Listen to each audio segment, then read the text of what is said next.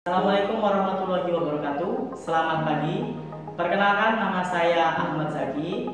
Di sini saya sebagai mahasiswa PPG dalam jabatan kelompok 1 gelombang 2 di LPTK Universitas Pendidikan Ganesha pada tahun 2023. Dan juga saya sebagai guru mata pelajaran informatika di SMK KP Gajah Mada 1 Mei.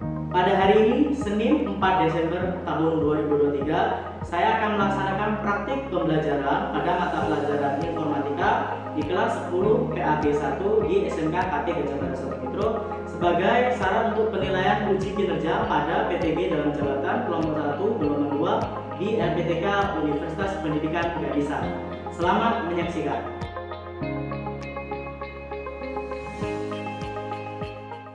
Assalamualaikum warahmatullahi wabarakatuh. Waalaikumsalam warahmatullahi wabarakatuh.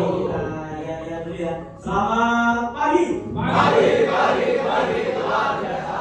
Oke, alhamdulillah. Gimana kabarnya hari ini? Sehat? Sehat.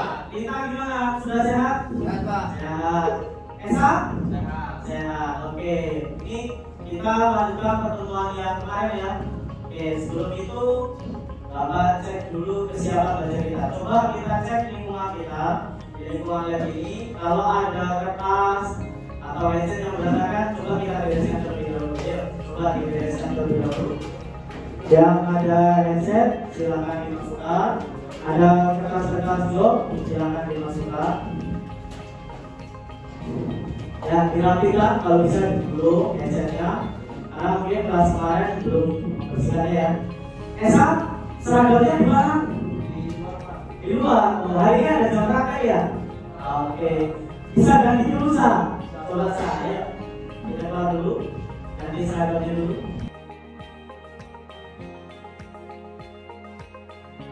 Sudah rapi semua?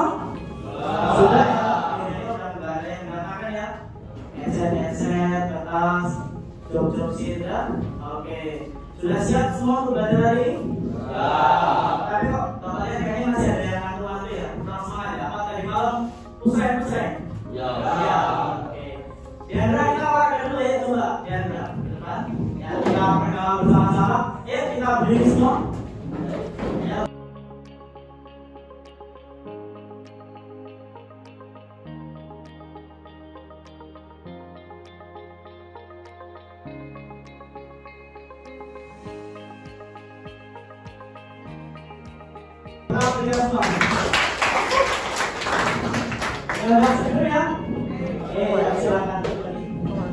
Oke, sudah perkenalan semua ya? Semangat ya? Oke, sekarang kita doa dulu sebelum mulai pelajaran. Ada yang mau memimpin doa? Pradika? Oke. Sebelum kita mulai pelajaran hari ini, mari kita berdoa. Berdoa mulai.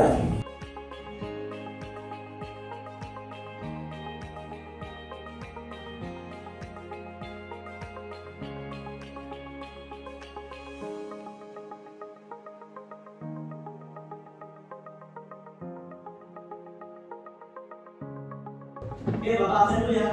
Ngomong ini tanggal berapa ya? 15 ya. Bulan?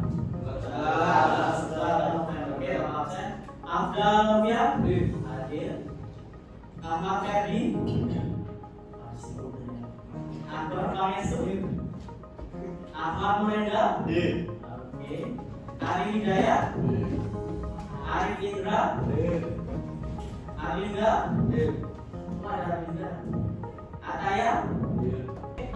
Kita akan lanjutkan pada pertemuan sebelumnya ya. Sebelumnya kita bahas tentang sistem komputer, tapi lebih berfokus kepada sistem operasi atau OS. Untuk kali ini kita masih dalam lingkup sistem komputer, tetapi tujuan pembelajarannya sudah beda. Tujuan pembelajaran pertama hari ini yaitu kalian mampu menganalisis peran manusia dalam sistem komputer. Kita ketahui bahwa manusia dalam sistem komputer itu berperan sebagai brainware, tapi brainware itu sebagai apa saja dalam situ. Kemudian yang kedua, kalian peserta ini mampu menganalisis interaksi manusia dengan sistem komputer. Jadi nanti bapak kita kira-kira pekerjaan apa sih yang pakai komputer, kemudian aplikasinya apa yang digunakan dalam pekerjaan tersebut. Untuk beta konsepnya kita meneruskan kalau kemarin kita bahas tentang sistem operasi. Kita lanjut yang kedua yaitu hubungan pengelolaan sumber daya komputer. Jadi nanti ada tentang kolaborasinya, tentang jenis-jenisnya dan lain sebagainya. Kemudian sekarang Bapak mau tanya. Yang pertama, masih pada ingat apa aja itu komponen sistem komputer? Apa aja? Satu, hardware, kemudian software, kemudian firmware. Ada tiga ya. Hardware itu perangkat software, perangkat lunak aplikasi. Firmware penggunanya. Oke, sekarang coba Bapak minta satu orang. Contoh hardware, coba. Mas, satu mas. Contoh satu aja firmware. Hardware, ayo. Perangkat keras. Iya. Oh, oke, ujung minta apa kan? Hardware. Tahu nggak? Nggak tahu. Oke, kita pindah. Coba mas, hardware mas. Keyboard, oke mantap. Oke, ketika sudah semua, oke sebelum kita lanjutkan, Bapak ingin kita melakukan pretest. Gimana pretest ini? Bapak ingin mengukur bagaimana kemampuan awal kalian. Oke, kalau udah silakan HP-nya dikeluarkan semua. Silakan di-scan terlebih dahulu di sana. Silakan di-scan terlebih dahulu. HP-nya silakan didatangkan.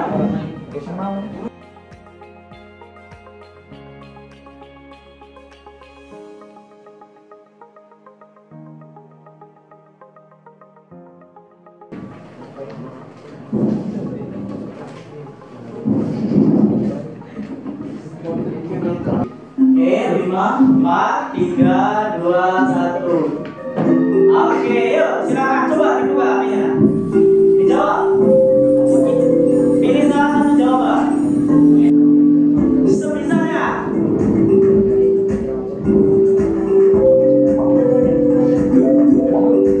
Oke, Atinda pertama. Oke, Esa. Lanjut. Oke, terus. Yang lainnya.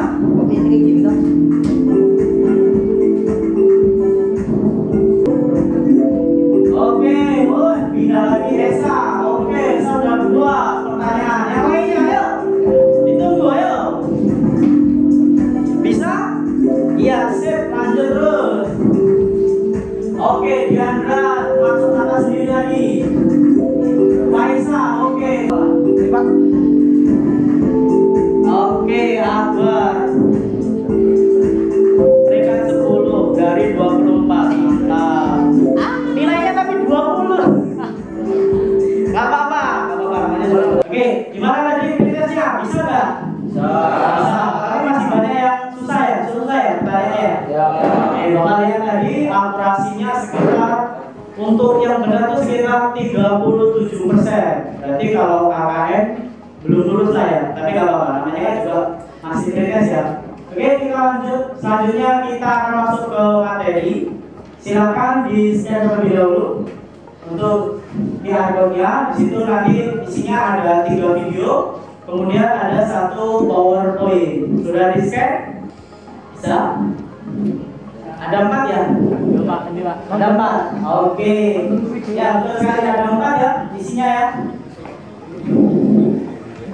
Oke, sudah kebuka semua? Sudah ya, isinya ada 3 video, kemudian ada 1 PowerPoint. Di sana materi itu kita akan membahas tentang yang pertama, peran manusia pada brainware atau dalam sistem komputer. Jadi manusia itu dalam brainware itu jadi apa aja sih? Bisa jadi programmer, analis dan sebagainya. Kemudian nanti tentang jenis interaksinya, kemudian kolaborasinya. Oke, silakan disimak video berikut. Yang pertama, jenis pertama yaitu programmer. Programmer itu apa? Ya, programmer adalah orang yang membuat program atau aplikasi yang digunakan dalam perangkat komputer. Itu adalah programmer. Selanjutnya, ada yang namanya teknisi, yaitu orang yang menguasai dan bertanggung jawab atas maintenance, perawatan, dan segala macam permasalahan yang ada pada komputer. Oke, kita bahas satu-satu ya. Yang pertama analis, coba Faisal dibaca Sal. Analis adalah orang yang bertanggung jawab dalam merencanakan, menentukan, serta memberi rekomendasi sistem atau software apa yang cocok untuk kebutuhan bisnis perusahaan. Seseorang analisis harus memiliki 4 keahlian dasar, yaitu keahlian analisis teknikal, manajerial, dan interpersonal. Oke, coba.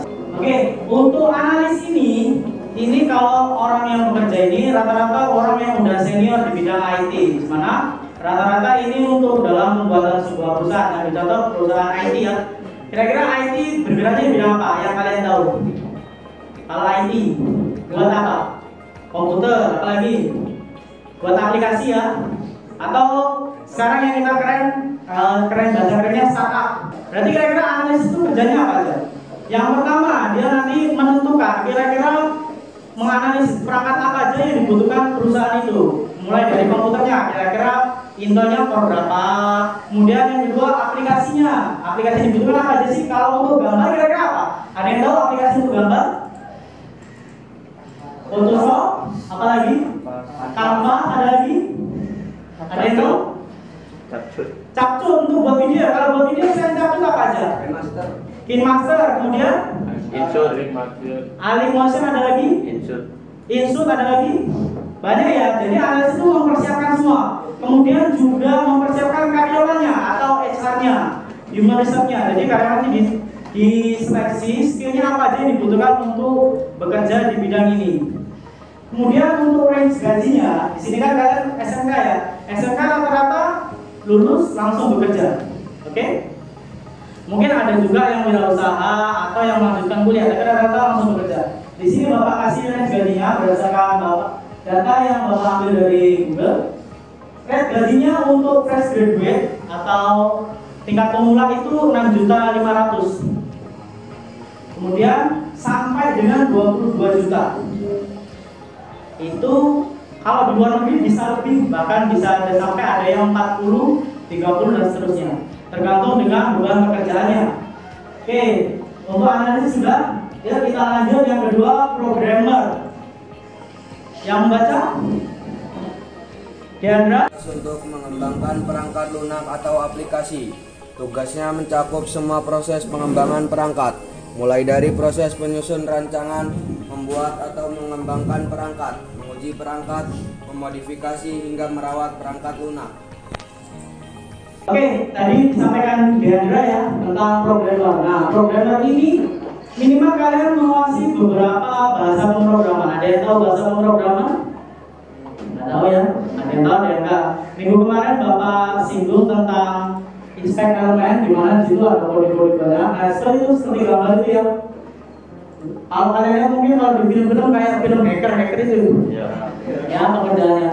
Bahasa pemrograman ada banyak, bisa HTML, bisa Python, PHP, database dan sebagainya. Kemudian untuk program ini dibagi menjadi dua. Ada yang bagian front end, ada yang bagian back end. Front end ini bagian depan. Dia membuat tampilan seperti ini. Saya ada contoh tampilan layarnya, aplikasinya. Kalau kalian buka Google Chrome, tampilan awalnya seperti apa? Nah, itu dia tugasnya front end.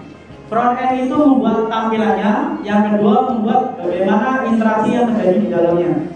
Yang kedua adalah back end. Back end itu bagian belakang. Dia fokusnya ke coding. Ada yang pernah dengar bahasa coding? Pernah ya. Kemudian tentang database juga. Nanti database di situ semua tentang front end. Oke, kita lanjut ke materi selanjutnya. Silakan disimak videonya. Antarmuka berbasis perintah atau Command Line Interface atau CLI. Sistem operasi berbasis CLI merupakan tipe antarmuka melalui teks terminal. Oke, selanjutnya jenis-jenis interaksinya ya. Yang pertama ada CLI atau Command Line Interface. Di situ menggunakan teks perintah. Oke, Bapak kasih contoh. Teks perintahnya itu gimana sih? Dengan menggunakan command prompt.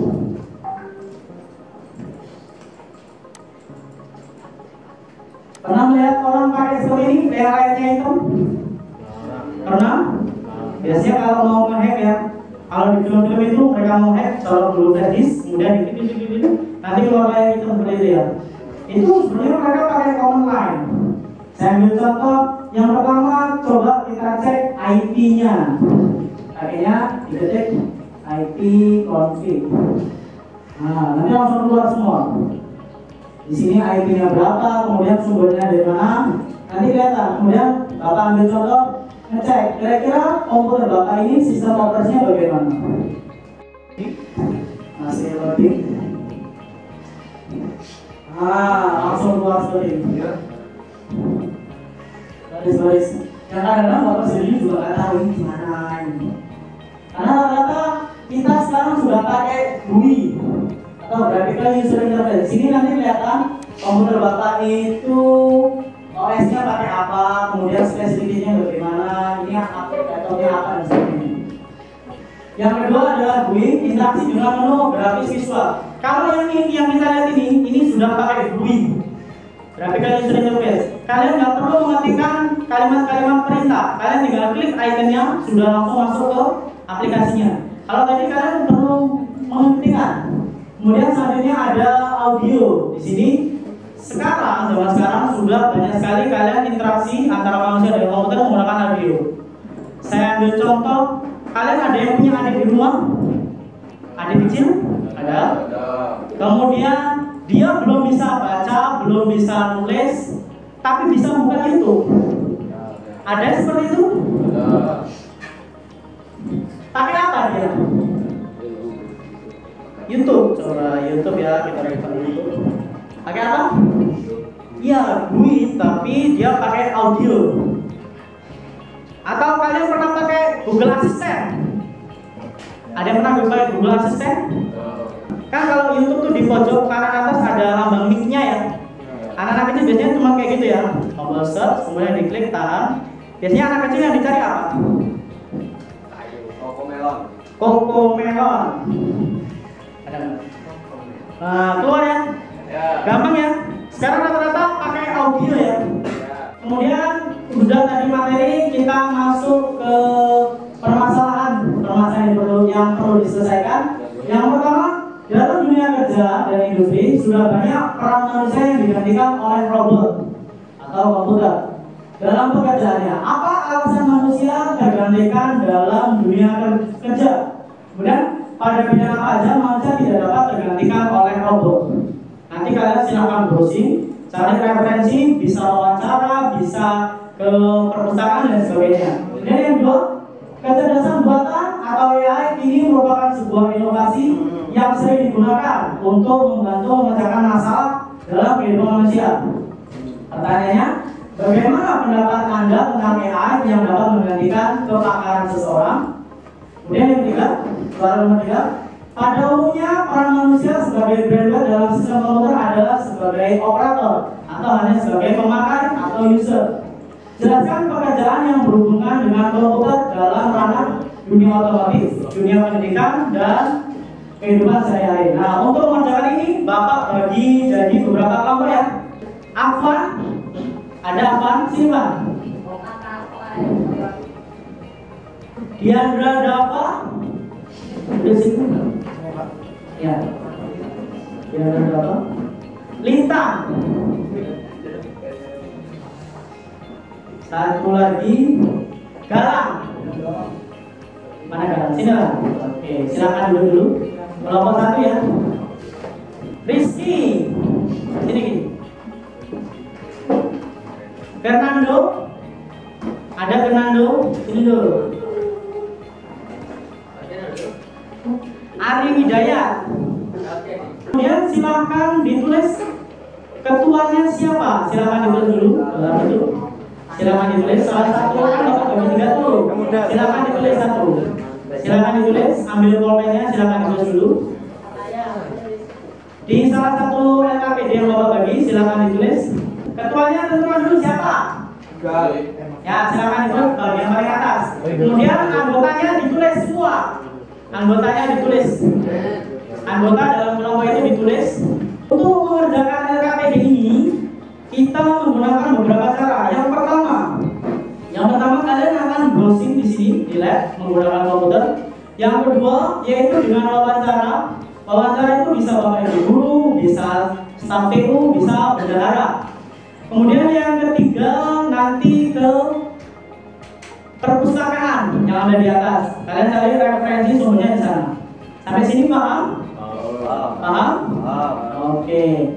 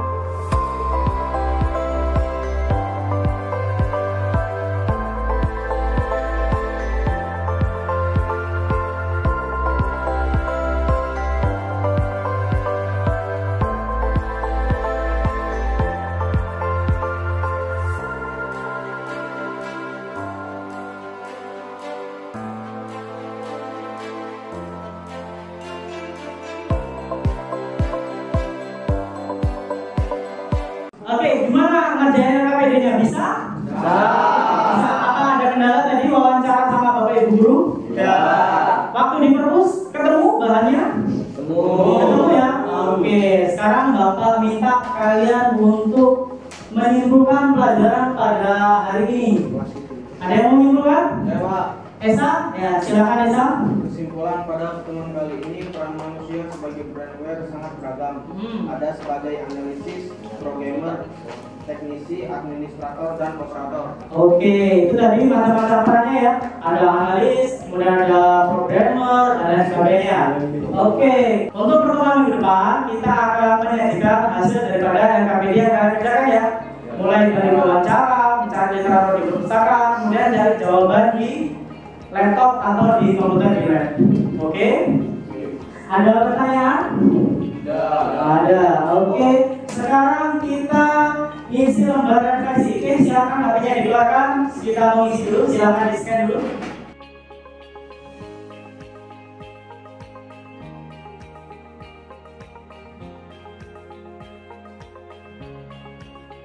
Bisa? Kalau nggak pakai kertas itu, silakan diisi.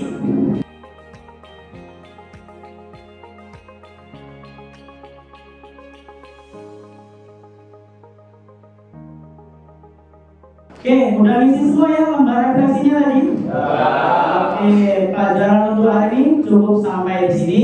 Sebelum kita keluar, coba kita cek kanan kiri kalau masih ada sampah, ada kertas yang nggak berguna. Kemudian headset yang tadi dipakai coba dibereskan, masukkan ke dalam laci. Ya, oke. Siapa yang mau memimpin doa? Prandika. Belum mengakhiri pelajaran hari ini, mari kita berdoa. Berdoa mulai.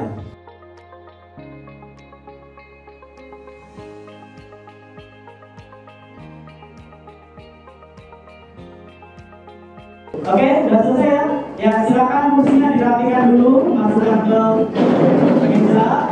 Jangan sampai ada yang ketinggalan, HP, jaket, dan sebagainya ya. Sudah dirapikan, kalau sudah boleh langsung keluar.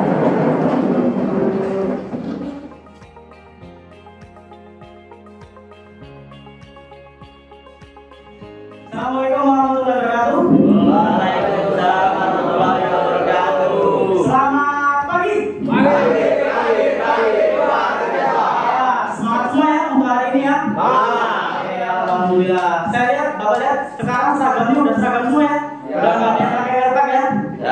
Sebelum kita mulai pelajaran untuk hari ini, coba kita cek dulu lingkungannya, kanan kiri, atas bawah. Coba kalau ada sampah diambil. Atau ada headset yang masih berantakan, silakan diberesin terlebih dahulu. Oke, sudah dicek semua ya? Ya, kita bergaul bersama-sama. Ya, kita berdiri semua. Ya, berdiri.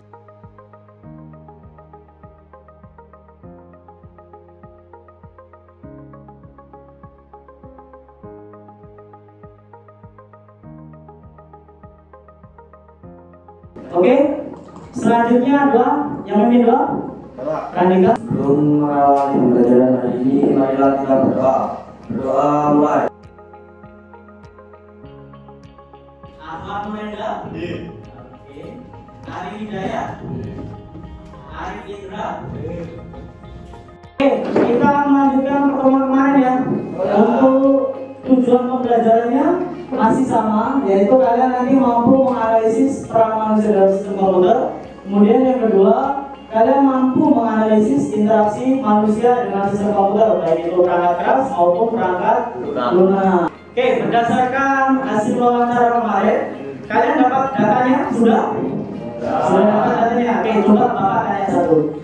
Kira-kira tata usaha itu pakai komputer untuk apa aja? Yang dapat datanya? PU kira-kira komputer untuk apa? Fotokopi. Selain itu? Nge-print apa lagi?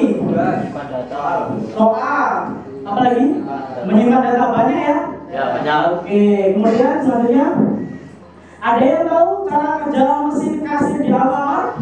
Barang yang mau dibeli dilihat barcode-nya, di-scan, lalu ditunjuk belanja.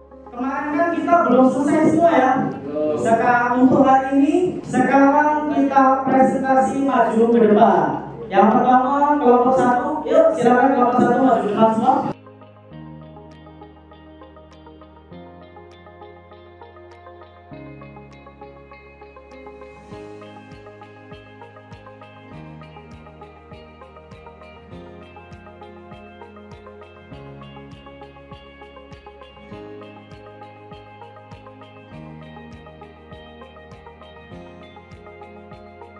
Oke, tadi sudah bagus sekali eksplorasi untuk jawabannya. Tadi ada masalah ya. Ya, kemudian untuk wawancaranya kemarin wawancara berapa guru? Berapa guru? Kelompok 2 berapa guru? 4 berapa? 3 guru. Kelompok 1? 2. Kelompok 2? 3. Kelompok 4? 3. Sebenarnya udah banyak ya. Mungkin kurang eksplorasi waktu kalian di perpustakaan, tapi sudah bagus semuanya untuk menjawab RKPD-nya.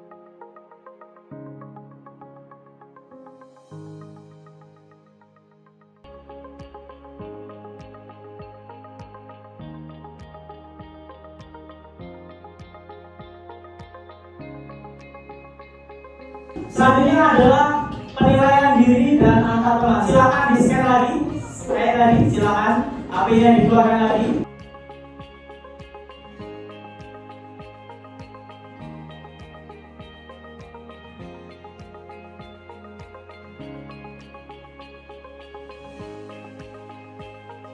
Sekarang Bapak minta kalian untuk menyimpulkan pelajaran pada hari ini. AI atau kecerdasan buatan dapat memudahkan kita dalam mencari informasi, tetapi juga dapat menggantikan peran manusia dalam pekerjaan. Kalau kemarin kita sudah pretest, sekarang post testnya. Ya, silakan di-scan lagi.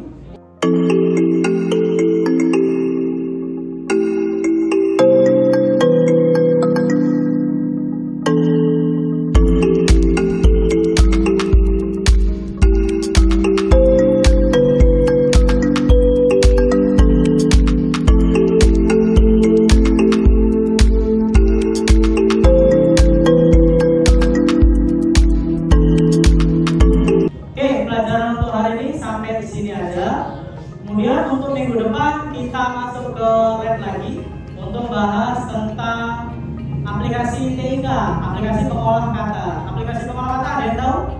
Ya. Microsoft Word. Nah, minggu depan kita belajar tentang Microsoft Word.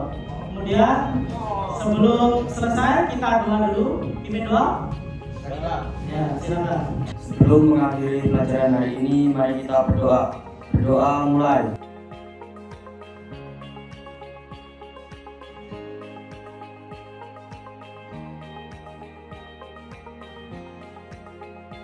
Terima kasih untuk pelajaran hari ini.